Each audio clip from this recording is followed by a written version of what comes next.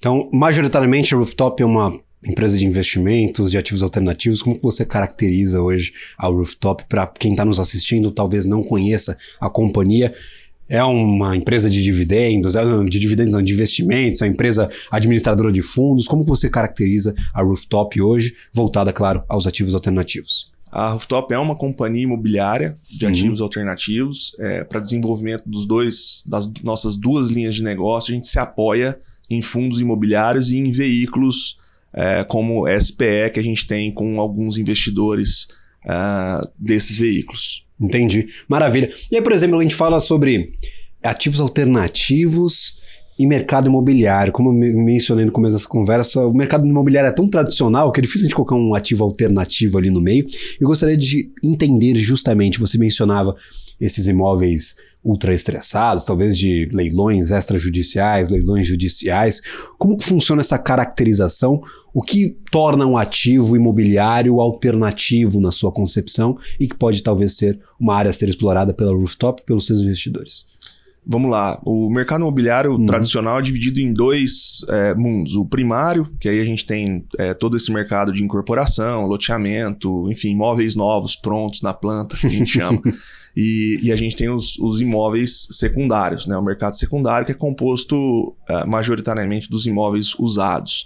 E dentro dessa classe de imóveis usados, Gabriel, nós temos ativos, sejam rurais, urbanos, enfim, que possuem algum grau de restrição, seja na propriedade ou no proprietário. Então eu tenho imóveis que eventualmente pode ter alguma restrição ambiental, alguma restrição técnica, alguma restrição financeira, e eu tenho também proprietários envolvidos em litígios judiciais ou atrelados a algumas dívidas. Então, o que caracteriza esse ativo imobiliário alternativo são imóveis com algum tipo de restrição dessa natureza, que acabam sendo solucionáveis de acordo com o risco jurídico, a complexidade jurídica dessa restrição no tempo.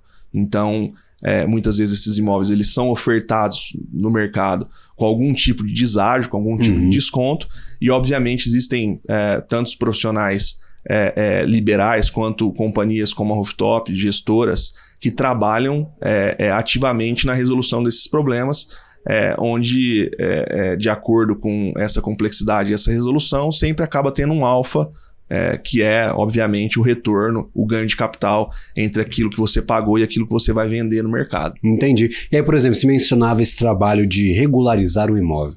Então, é um trabalho ali que você acaba peneirando o mercado, enxergando essas oportunidades. Esse imóvel, normalmente, como você mencionou, é negociado ali com um certo deságio, dependendo da complexidade do problema. Exato. É um deságio maior ou menor. E como que vocês fazem, por exemplo, a rentabilidade dessa operação? Vocês compram e vendem imóveis? Vocês compram imóveis com deságio e fazem a alocação desses imóveis? Como que funciona esse modelo de negócios na liquidação do rendimento? Como vocês buscam essa rentabilidade no mercado que vocês atuam? É na venda? É na alocação? Como é que funciona essa engenharia? Legal. A Rooftop é dividida em duas linhas de negócio. Eu costumo falar o seguinte, quando eu preciso do Poder Judiciário para resolver o problema daquele ativo, eu tenho que comprar, fazer essa regularização e posteriormente essa venda para um investidor final, seja para uso ou para renda desse ativo. Por outro lado, nós temos uma linha de negócio onde, uma vez identificado que a dívida, as restrições desse imóvel é menor do que o valor patrimonial dele, eu consigo atuar num negócio semelhante a uma reestruturação de dívida para esse proprietário. Então, o que a gente faz de diferente na Rooftop? A gente compra o ativo desse proprietário, eu converto ele num inquilino desse próprio imóvel e eu dou para ele duas possibilidades. Que ele recompra de mim no futuro por um valor já pré-estabelecido, dependendo do prazo que ele optar desta recompra, ou ele pode, ao longo do tempo combinado deste contrato de locação, encontrar uma melhor oferta para esse imóvel, ficando com toda a diferença entre o meu preço e o que ele pode eventualmente receber de oferta do mercado. Então funciona como se fosse uma reestruturação de dívida para pessoa física, uma recuperação judicial de pessoa física, usando o imóvel para que ele possa se reorganizar financeiramente. Entendi. Então pode ser uma boa oportunidade para talvez alguém que esteja nos assistindo não sabia dessa modalidade. É conhecida no mercado, aí me corrija se eu estiver enganado. É sale-leaseback o nome desse processo. Vocês fazem uma reforma no apartamento, ou na casa, ou no imóvel que está sendo adquirido. O imóvel fica exatamente da forma como está. Você só faz essa transferência, adquire e monta esse contrato de locação com o proprietário, com todas essas cláusulas de opção de compra, de opção de venda, inclusive por uma melhor oferta. Como que funciona todo esse processo? Gabriel, tecnicamente a gente adota um modelo diverso do sales-leaseback. Na verdade, o sales-leaseback ele é um contrato atípico e acaba sendo um pouco mais engessado do ponto de vista técnico. O que a gente faz aqui é muito simples. A gente compra o imóvel da pessoa e abre uma locação tradicional, com base na lei de locações. Então, é um contrato residencial de 30 meses, onde essa pessoa ela tem o direito de recompra, o que tecnicamente a gente chama de direito de primeira oferta. Então, eu compro por um preço e já vou vender para ela ou para o mercado por aquele preço.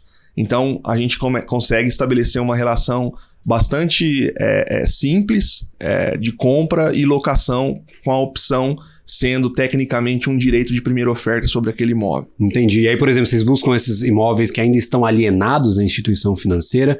Qual que é a característica da dívida que vocês buscam atender com esse processo? Na linha do Em Casa, a gente pode distribuir os nossos clientes em duas personas. Entendi.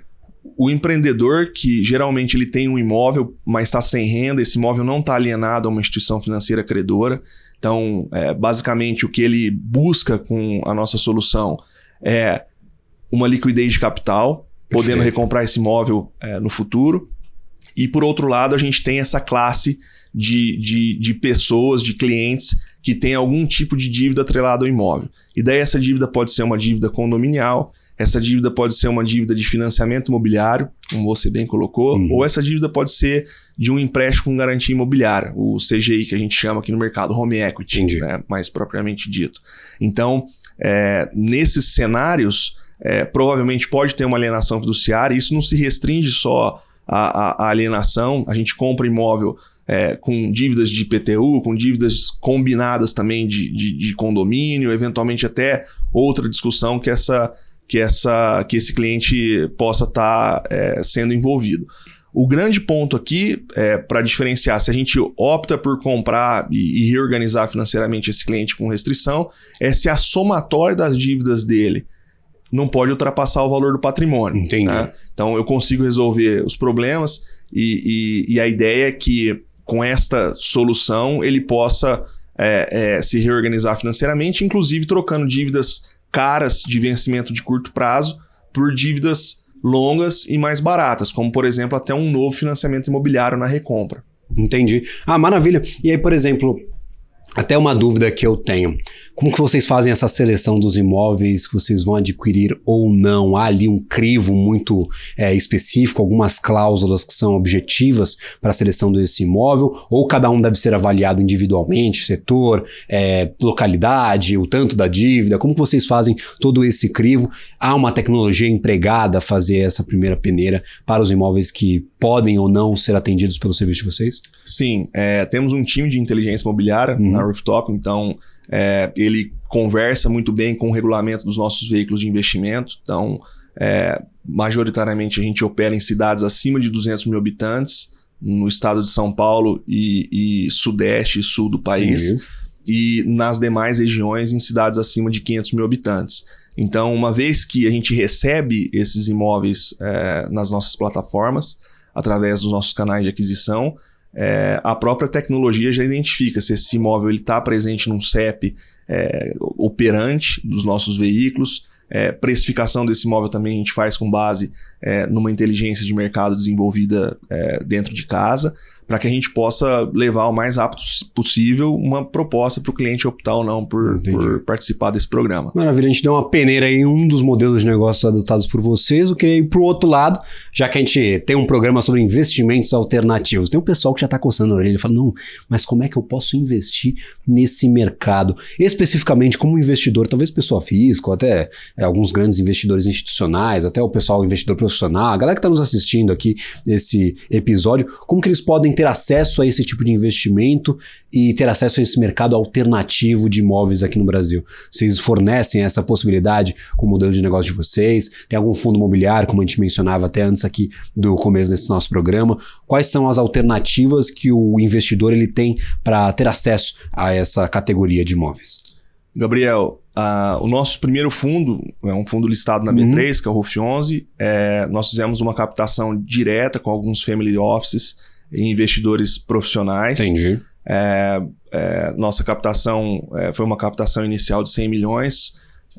Na sequência, a gente lançou mais 2 veículos de investimento, um fundo imobiliário fechado com um monoinvestidor e, por último, agora fizemos uma captação direta com um banco de investimentos nacional, e a ideia é que a gente não pare por aí. Entendi. Então, provavelmente a gente tem no futuro a oportunidade de lançar novos veículos, e a ideia é que também os investidores, tanto profissionais quanto qualificados, possam ter acesso a esse investimento através dos nossos veículos. Entendi. Esses fundos eles são limitados a investimentos para investidores profissionais, qualificados. A gente traz muito ativo aqui no New Deal, que tem essa limitação justamente porque, às vezes, o investidor pessoa física que está entrando agora no mercado, ele não tem como se expor a esse tipo de risco, um ativo um pouco mais arriscado, tem que ter um patrimônio ali e uma expertise para atuar no mercado financeiro. Como que funciona essa relação? Para investidor pessoa física, tem acesso a esse RUF11, como você mencionava, que está na B3, ou só realmente para qualificados investidores profissionais? A gente tem projetos, né? Entendi. E a ideia é que no futuro a gente consiga lançar algum veículo destinado à pessoa física, mas inicialmente os veículos eles foram totalmente investidos por investidores profissionais. Entendi. E qualificados. Mas a ideia é que todo mundo fique próximo, né, desse assunto, comece a entender um pouco melhor, porque são investimentos descorrelacionados, com ganho de capital relativamente superior a investimentos tradicionais. Então, é sempre bom estar de olho, porque é uma boa oportunidade de investimentos.